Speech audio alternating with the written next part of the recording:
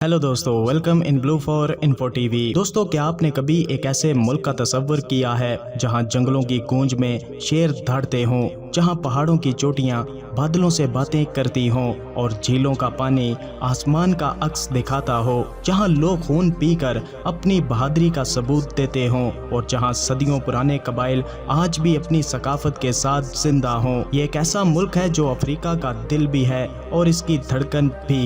ये वही सरजमीन है जहां पर अजीम पहाड़ किलिमंजारो आसमान को छूने की कोशिश करता है, जहां सफारी के दौरान आप जंगली जानवरों को करीब से देख सकते हैं। यहाँ के लोग रंग बिरंगी सकाफतों के अलंबरदार हैं और मसाई कबीला जो न सिर्फ अपने मखसूस लिबास बल्कि जानवरों का खून पीकर अपनी ताकत का इजहार करने की रिवायात के लिए भी दुनिया भर में मशहूर है। इस मुल्क में सिर्फ फितरत के नज़ारे ही नहीं बल्कि एक शानदार तारीख, हैरत अंगेज कबाइल, कुदरती अजायबात और दिल को छू लेने वाली झीलें भी आपके इंतजार में हैं। तो आइए चलते हैं इस सरजमीन पर जहां हर लम्हा एक नया तजर्बा, हर मंजर एक नई कहानी और हर एक कबीला एक जिंदा रिवायात की किताब है। तो वीडियो में आगे बढ़ने से पहले अगर आपने अभी तक इस channel blue for info TV को सब्सक्राइब नहीं किया तो जल्दी से चैनल को सब्सक्राइब करके साथ बेल नोटिफिकेशन को भी ऑन कर दें। तो दोस्तों, मैं बात कर रहा हूँ मशरकी अफ्रीका में बहरे हिंद के किनारे बसा एक खूबसूरत और तारीखी मुल्क जिसे दुनिया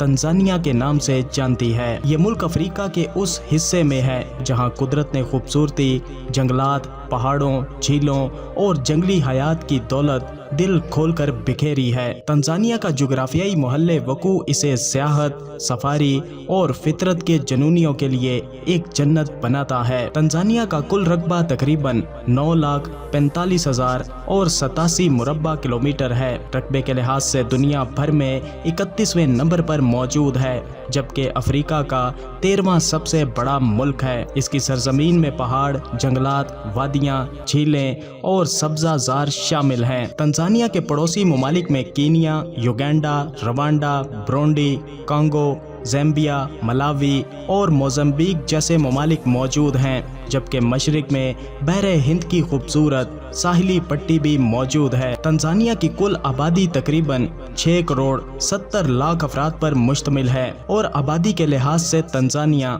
दुनिया भर में 24वें नंबर पर मौजूद है। बात तंजानिया की तारीख की जाए तो 19वीं सदी में ये इलाका जर्मन ईस्ट अफ्रीका कहलाता था और पहली जंग अजीम के बाद बरतानिया ने इस पर कब्जा कर लिया।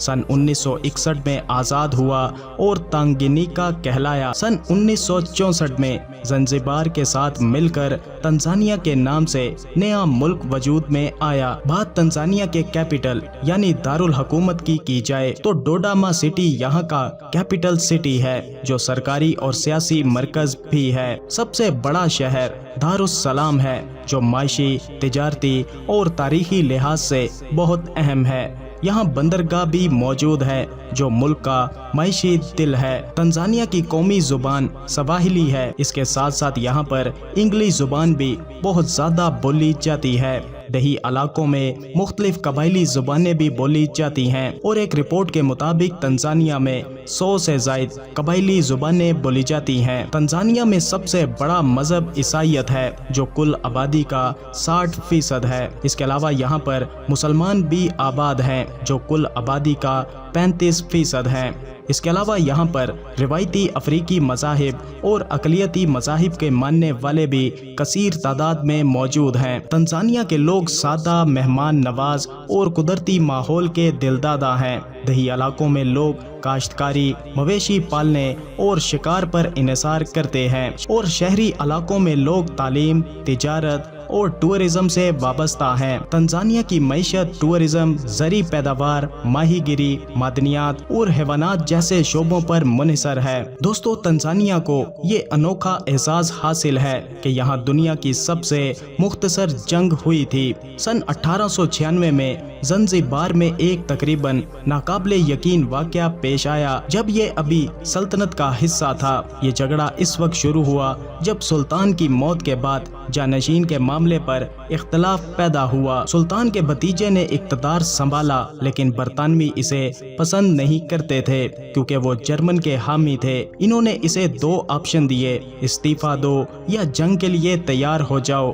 حیرت انگیز طور پر اس جانشین نے انکار کر دیا۔ برطانوی فوجی جنگی جہازوں اور توپوں کے ساتھ تیار تھے، جبکہ سلطان کی فوج اور اسلحہ تعداد میں کافی کمزور تھا۔ برطانویوں نے حملہ کیا اور صرف 38 منٹ میں سلطان کا محل تباہ کر دیا اور اس کی فوج بکھر گئی۔ یہ جھڑپ زنجبار جنگ کہلاتی ہے اور نوآبادیاتی دور کی کشمکش کی علامت ہے۔ دوستو، تنزانیہ میں واقع اولڈ وائی گورج ایک حیرت انگیز آثار قدیمہ کی جگہ ہے جسے اکثر انسانیت کی جائے پیدائش کہا جاتا ہے۔ یہاں 2 ملین سال سے زائد پرانے انسان نما مخلوق کے فوسلز محفوظ ملے ہیں۔ سن 1959 میں میری لیگ نے یہاں ایک کھوپڑی دریافت کی جس نے ہماری تاریخ پر نئی روشنی ڈالی۔ بعد میں یہاں 60 سے زائد ابتدائی انسانوں کی باقیات ملی ہیں جن سے پتھر کے اوزاروں کے استعمال کا بھی پتہ چلتا ہے۔ یہاں ماحول میں قدیم ہاتھی، ہرن اور گوشت خور جانور بھی شامل تھے۔ یہ جگہ نہ صرف انسانی تاریخ کے لیے بلکہ فطرت کو سمجھنے کے لیے بھی بہت اہم ہے۔ خوبصورت ساحلوں والا زنجبار شہر ماضی میں عرب غلامی کی ایک بڑی مارکیٹ ہوا کرتا تھا۔ سن 1800 کی دہائی میں یہاں کئی افریقیوں کو غلام بنا کر بیچا جاتا تھا۔ آج بھی اس دور کی باقیات دیکھی جا سکتی ہیں۔ اسٹون ٹاؤن میں واقع پرانی غلام مارکیٹ کی جگہ ایک عبرتناک یادگار ہے۔ افریقہ کے بلند ترین چوٹیوں میں ماؤنٹ کلیمنجارو مختلف ماحولیاتی نظام رکھتی ہے۔ نیچے گھنے جنگلات میں بندر اور رنگ برنگے پرندے پائے جاتے ہیں۔ اوپر جا کر عجیب و غریب پودے جیسے جائنٹ کراؤن سیل دکھائی دیتے ہیں۔ بلند ترین مقام پر ایک برفانی علاقہ ہے جو سنسان مگر دلکش ہے۔ ماسائی قبیلہ جو کہ تنزانیہ میں سب سے زیادہ مشہور ہے، جوان لڑکوں کو جنگجو بننے کے لیے سخت تربیت دی جاتی ہے۔